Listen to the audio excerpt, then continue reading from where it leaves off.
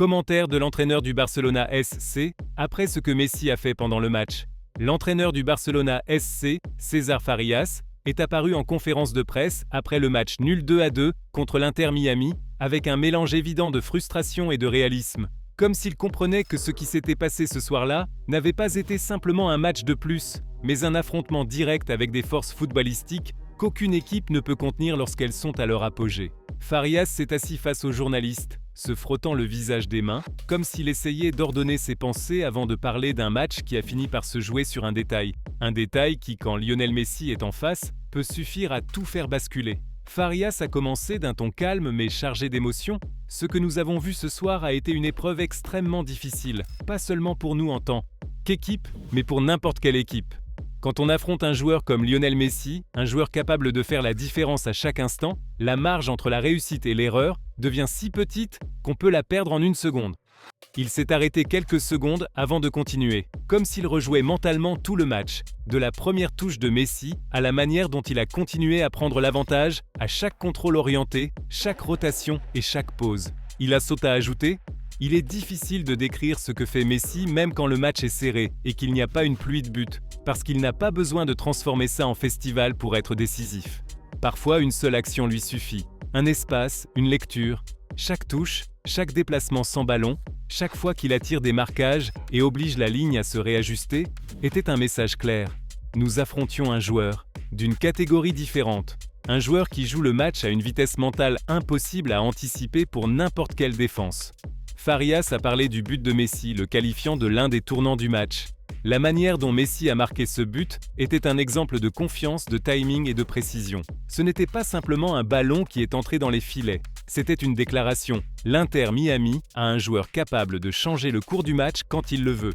Et c'est ça qui pèse le plus, parce que tu peux faire beaucoup de choses bien, mais si à un moment tu lui laisses un demi-mètre, il te le fait payer. Farias a expliqué que le but n'avait pas seulement affecté le tableau d'affichage, mais aussi la physionomie du match. Nous avons vu comment les joueurs de Miami ont augmenté le rythme après cette action, et comment les nôtres, même si ce n'était pas forcément visible dans chaque mouvement, ont commencé à ressentir le poids psychologique de devoir tenir le match face à une équipe qui, avec Messi sur le terrain, peut gérer le jeu dans le calme ou dans l'accélération, selon ce qui l'arrange. Ensuite, il a commenté plus en détail d'autres interventions de Messi qui, même si elles n'ont pas fini en but, ont été selon lui tout aussi déterminantes par la façon dont elles ont façonné le match. Il a souligné que lors de soirées comme celle-ci, ce n'est pas seulement une question de frappe finale, mais de ce qu'il crée en amont. Il a déclaré: « Il y a eu des passes et des touches de Messi qui n'apparaissent pas comme un but dans le résultat, mais qui te brisent de l'intérieur, parce qu'elles semblent simples, elles semblent normales, et elles ne le sont pas. Ce sont des touches qui changent l'orientation de l'attaque, t'obligent à coulisser trop tard, écarter ta ligne, te font douter. Nous pressions bien, nous fermions les espaces et soudain, avec une seule touche, tout se réorganise en leur faveur. On ne voit pas souvent ce genre d'action, mais elles arrivent quand le ballon est dans les pieds de Messi. » Il a ajouté à propos d'une période du match où le Barcelona SC pensait être parvenu à le contenir. À certains moments, nous avons cru que nous avions réussi à le contenir. Nous avions réduit son espace, nous l'avions obligé à reculer un peu, nous l'avons entouré avec 2 ou 3 repères, mais Messi n'a pas besoin de beaucoup d'espace. Il lui suffit de quelques dixièmes de seconde pour trouver un angle que personne d'autre ne voit. Et il le fait sans que cela ressemble à un effort. Pour une équipe, c'est brutal parce que tu as l'impression de faire le travail correctement. Et malgré tout, il trouve la sortie. Concernant une autre action précise qu'il a décrite comme la plus dure psychologiquement pour son équipe, Farias a été direct. Il y a eu une action, alors que le match était déjà dans un moment difficile, où nous essayions de tenir et de nous imposer à nouveau. Nous montrions une réaction, nous essayons de créer des occasions, et en un instant, sans aucun avertissement, Messi glisse une touche qui nous laisse exposer et nous oblige à sprinter vers notre propre but. Ça ne finit peut-être pas en but, mais ça te tue de l'intérieur, parce que ça te montre clairement que tu poursuis quelque chose que tu ne contrôles pas. C'est la différence entre un joueur normal et un joueur qui transforme l'impossible en routine. Farias a expliqué que le problème ne résidait pas seulement dans la qualité individuelle de Messi, mais dans l'influence qu'exerce sa simple présence. Quand tu as un joueur comme Messi sur le terrain, l'adversaire est obligé de changer complètement son comportement défensif. Nos joueurs ont commencé à sentir qu'ils devaient être près de lui tout le temps, et cela a créé des espaces que l'Inter Miami a très bien exploités.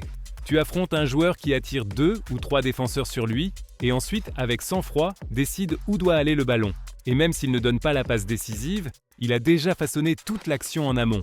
D'un ton plus calme, il a aussi parlé de l'aspect mental qui a fait la différence. Le plus difficile, ce n'était pas de courir après le ballon, mais de courir après les idées que Messi génère. Il t'oblige à penser plus que nécessaire. Il t'oblige à prendre des décisions précipitées. Et c'est ce qui est arrivé à certains de nos joueurs à plusieurs moments. Ce genre de pression mentale, c'est ce qui distingue les grands joueurs, et surtout Messi. Puis il a adressé des mots sincères à ses joueurs et aux supporters. Je ne suis pas en colère contre les joueurs, pas du tout. Ils ont fait un gros effort, ils ont tout tenté. Peut-être que nous n'étions pas dans notre meilleure version sur certains détails, mais nous avons lutté. Et dans un match qui se termine à 2-2, on voit très clairement à quel point tout se joue à un fil, quand en face tu as un joueur impossible à contenir quand il est dans son jour, parce qu'il n'a pas besoin de grand-chose pour laisser sa marque. Pour conclure, il a parlé de l'importance d'apprendre d'un match comme celui-ci. Nous retournerons aux vidéos, nous analyserons chaque action dans laquelle Messi a été impliqué. Pas pour blâmer les joueurs, mais pour apprendre. Apprendre des détails, des petites erreurs, des espaces que nous n'avons pas fermés, des moments où nous l'avons laissé se retourner, des moments où nous sommes arrivés trop tard dans la couverture. Ce sont ces matchs qui construisent des équipes solides si l'on sait comment les affronter. Et il a terminé en exprimant un profond respect pour Messi avec une sincérité peu habituelle. Je sais que nos supporters ont des sentiments partagés et je le comprends. Mais il faut aussi le dire, affronter Messi, c'est affronter quelque chose de différent. Aujourd'hui, il est encore apparu avec un but. Et parfois, contre des joueurs comme ça, un but est ce qui change le match, même quand le score final se termine sur un nul.